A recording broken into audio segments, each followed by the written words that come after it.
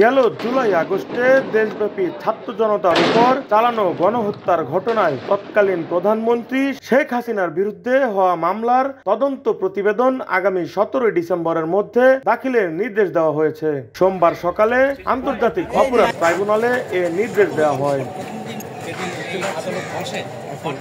সোমবার সকালে কারাগার থেকে একে একে আন্তর্জাতিক অপরাধ ট্রাইব্যুনালে হাজির করা হয় ক্ষমতাচ্যুত আওয়ামী লীগ সরকারের সাবেক 9 মন্ত্রী, 2 উপদেষ্টা, অবসরপ্রাপ্ত এক বিচারপতি ও সাবেক এক সচিবকে।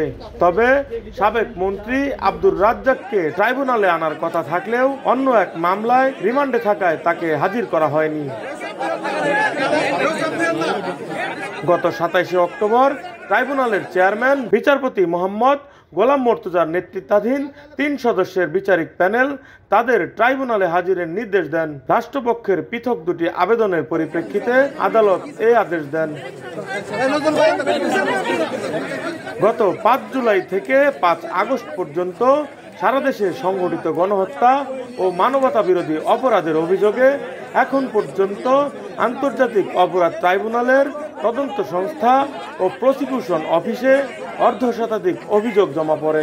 গত 17 অক্টোবর শেখ হাসিনা সহ 46 জনের বিরুদ্ধে মানবতা বিরোধী অপরাধের অভিযোগে গ্রেফতারি পরোয়ানা জারির মধ্য দিয়ে আন্তর্জাতিক অপরাধ ট্রাইব্যুনালের বিচারিক কার্যক্রম শুরু হয়। রাকিব হাসান, ভোরের পাতা।